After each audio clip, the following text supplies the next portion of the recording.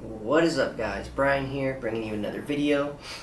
Today we're going to be talking about the Leica M240. This is the newest camera I've got, and it's kind of a culmination of how I feel about photography and view things right now. So I really wanted to talk about it because it's way different than what I've been shooting for the last, I guess, 4 years, coming from Sony. And it was kind of like, I guess, an extension of shooting film last year. So I just kind of wanted to touch on this camera. You know, gear's not the most important thing, but I think Leica is a hot topic, and this camera is, I guess fairly unique in terms of how cameras are produced nowadays. Yeah, so I just wanted to touch on this, kind of why I bought it, my thoughts on it, and how I enjoy it, and just, yeah, kind of just touch on the experience with it. This is the Leica Q. I got this in January of this year, so I had it for 5 months. I don't know if I'll make a video on this one. These are the two Leicas I own, so he's out here hanging out with us today. Started with this one, mostly because of cost. Always really wanted a rangefinder, but didn't really pull the trigger because it was just expensive. But then after having this one, I was like, yeah, I'm gonna go for a Leica and get a rangefinder. So I shoot these side by side, 28mm lens, 35mm lens, not really a big difference, but love how compact both these are, and they produce great images. Both 24 megapixels, but that's plenty. So yeah, we'll jump right into this guy. I'll kind of talk about the origin of why I wanted it, I guess, and how I kind of feel how it's kind of the perfect camera for how I view photography right now. So in terms of the origin, honestly, I always wanted like a rangefinder, probably 2015, 2014, maybe around there, 2016. I don't know how I really found out about Leica. I didn't even own a camera at this point. This is like pre-photography, but I did come across them, loved how they looked, liked the full manual operation idea, stuff like that. But obviously super expensive, not the first camera you would get. I ended up getting a Nikon D5300 as my first camera, and I made a whole other video on that, explaining my photography journey, so if you want to check that out, that's all the background on that. But it is important to note that Leica was kind of the initial camera that I wanted, and I guess caught my eye, just for whatever reason. And I think maybe because it is akin to a film camera and kind of has that old school look, I don't know. But always was kind of the dream camera. And important to touch on, I think, in 2019, when I got my Sony setup and kind of essentially had a rebirth in photography, which again I touch on my previous video. I did look at Leicas. It was, I finally was just in a position where I could afford one, was getting a way better camera than my D5300, or whatever it was I said I had. And I went with the Sony for other reasons. Again, touched on that in the other video. It was just a more practical camera. I wanted to shoot zooms and things, and higher megapixels, all that good stuff, and just more kind of a practical system, especially for like your first real professional grade camera. But I think it was the M10 that was out that I was looking at, and then lenses I was kind of all over the place. I hadn't really shot. I wasn't really like deep in photography, so I didn't really know what I wanted. So it wasn't the camera to get, but I did kind of forget that I did look at these things before I got my Sony and went all in and got my, what I thought was my dream setup. But these have been in the back of my mind. Really love this thing. Absolutely obsessed with it. So that's kind of the background about how I came to learn about this camera, and that I have always felt kind of drawn to it. Just, the M rangefinder system in general. So in terms of why I really bought this, why it was really like a conscious decision to make that change in my photography, going from a high megapixel A7R3, a bunch of zooms, fast autofocus, all that. It's really because shooting film last year changed how I view photography. I really like the slow pace of film. Not necessarily having to be methodical because you have limited shots and you're shooting film, but just like the dials, the split image rangefinder style focus, that sort of deal. I just really liked the full manual experience, and it's just simple. You don't have other features, menus, and things. It's literally just a box that contained film, which is essentially the sensor, and shutter, aperture, and focus. I mean, that was really it. And I did like the compact size of a 35mm, SLR film camera. So after shooting film most of last year alongside digital, that was really what kind of drew me into thinking that this was the right time to maybe get one of these, and that I would absolutely love it, and it was the right call. Despite having all this, fancy Sony stuff and frankly it lets you get the most perfect image, I was like, I kind of want something that operates like film, but I don't want it to be film because digital is just way more practical. So that was really it. I was really just after a digital camera that operated like a film camera.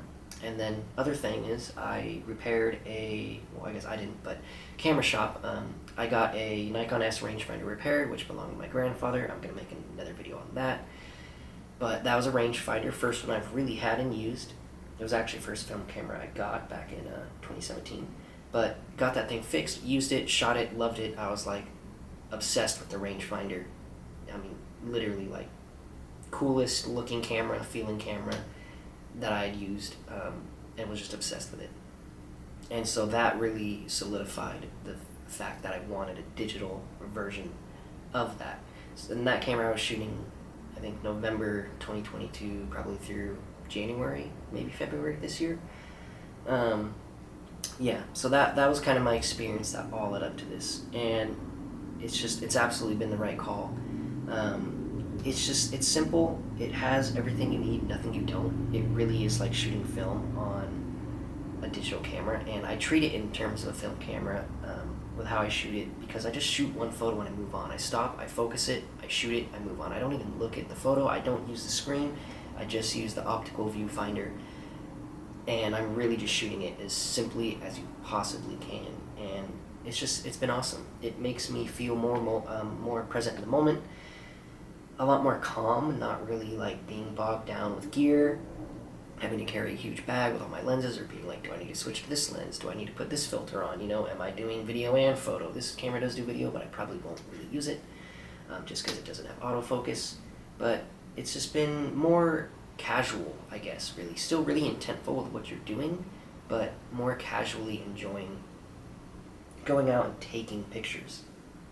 I've also been trying zone focusing, which I've never done before, but rangefinders have a distance scale on it, so you just kind of say, okay, my object is, or whatever subject is that far away, crank it down to like f8, so you have a little bit of leeway with, where the depth falls off, and then you just kind of can point and shoot it really fast. And it's been a whole new breath of fresh air, just shooting in a completely different manner than how I have been with a super fast autofocus Sony. And frankly, it's just the one camera I want to use, take out, and it makes me want to go shoot. I was getting kind of bored with the Sony stuff in the sense that it kind of didn't feel like photography, because it was just, everything's so autofocus and instant and fast, and there's all these menus, all these lenses, and I don't know, it kind of felt like a robotic system, especially because of how perfect it is. I mean, I just move a cursor on a screen using a joystick and then hit my AF button. It's really almost exactly like pointing and clicking a mouse, on a computer.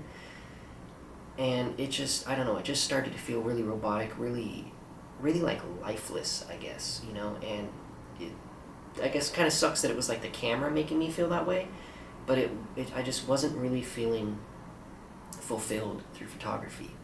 I still really liked the images, liked what I was doing, enjoyed going out and whatnot, but the camera being the tool to create what you're, the images you're making, I think you have to feel connected to it, to a degree, right? Like, it's kind of like how BMX, skateboarding, mountain biking, all that stuff I've done my whole life. It's kind of how I view that, where if you're not riding like, your exact setup that you would maybe want, that feels good and is giving you like the riding characteristics you want, you may not be as stoked on it, right? Not everyone is, but that's how I am as a bike rider, skateboarder, whatever. I want it to feel how I want it to feel and be absolutely like perfect for what I'm like, for when I'm doing what I'm doing.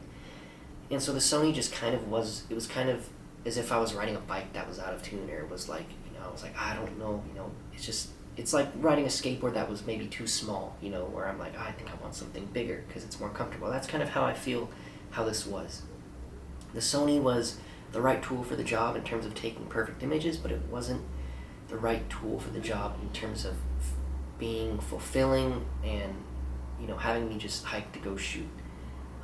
So getting this thing has just been a dream. It's just simplified, it's fun.